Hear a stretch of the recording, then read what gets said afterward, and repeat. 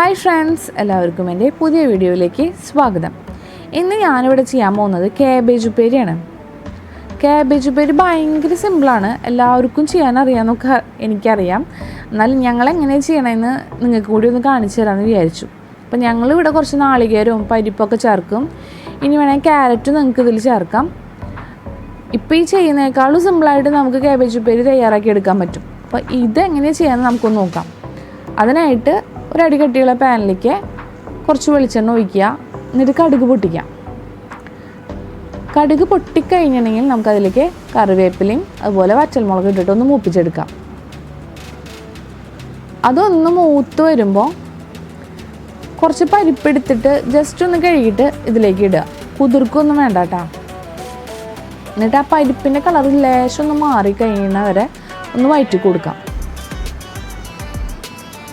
പരിപ്പിൻ്റെ colour മാറി വന്നാൽ നമുക്കതിലേക്ക് കുറച്ച് മഞ്ഞൾപ്പൊടി ചേർക്കാം. എന്നിട്ട് തീ കുറച്ച് വയ്ക്കണം കേട്ടോ. പൊടികൾ ഇടുമ്പോഴേ ആ പരിപ്പ് അതുപോലെ മഞ്ഞളൊന്ന് മൂത്ത് വന്നിട്ടുണ്ടെങ്കിൽ ചെറുതാക്കി അരിഞ്ഞ് കഴുകി വെച്ച കാബേജ് ഇടുക. അതുപോലെ ചിരകി വെച്ച നാളികേരം, അത് എത്രയോ വേണമെങ്കിൽ നിങ്ങൾക്ക് ചേർക്കാം കേട്ടോ. അത് ഇനി ഒഴിവാക്കണമെങ്കിൽ ഒഴിവാക്കുകയും ചെയ്യാം. അതുപോലെ കുറച്ച് പച്ചമുളക് ഇടുക. പിന്നെ കുറച്ച് ഉപ്പിടുക. ഇതിലേക്ക് വെള്ളമൊന്നും ഒഴിക്കേണ്ട, കാരണം നമ്മൾ കാബേജ് അരിഞ്ഞിട്ടാണ് കഴുകുക. ആ കഴുകിയ വെള്ളം മതി ഇതൊന്ന് വെന്ത് കിട്ടാൻ. നമ്മൾ നന്നായിട്ട് ഉടഞ്ഞു പോകുന്ന രീതിയിലൊന്നും വേവിക്കില്ലല്ലോ കാബേജ് ഉപ്പേരി. ജസ്റ്റ് ഒന്ന് കുക്കാവല്ലേ വേണ്ടൂ. അപ്പോൾ നമുക്ക് അധികം വെള്ളമൊന്നും ചേർക്കണ്ട. അപ്പോൾ ലൈറ്റ് നമ്മുടെ ഫ്ലെയിം കുറച്ച് സിമ്മാക്കി വയ്ക്കുക. എന്നിട്ട് വഴറ്റി കൊടുക്കുക. ആ മഞ്ഞളൊക്കെ എല്ലായിടത്തേക്കും എത്തണ പോലെ നന്നായി വഴറ്റി കൊടുക്കുക. അതിനുശേഷം മൂടി വെച്ചിട്ട് ഒരു 5 മിനിറ്റ് വേവിക്കുക ലോ ഫ്ലെയിമിൽ. എന്നിട്ട് ഒന്നുകൂടി ഒന്ന് വഴറ്റി കൊടുക്കാം. ഇതിൽ കാബേജിൻ്റെ ഒപ്പം നമ്മുടെ നാളികേരവും പരിപ്പൊക്കെ നിങ്ങൾക്ക് ഒഴിവാക്കാവുന്നുള്ളൂ കേട്ടോ.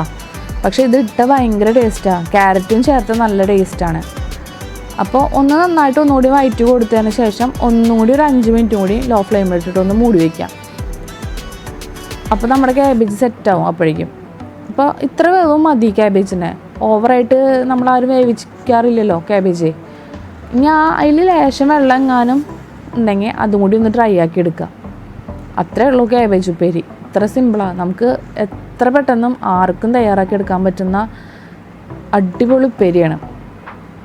ഇപ്പോൾ സദ്യയിലൊക്കെ നമുക്ക് ഇതേപോലത്തെ ഉപ്പേരിയാണ് കിട്ടുക, നാളികേരമൊക്കെ ചേർത്തിരിക്കുന്നത്.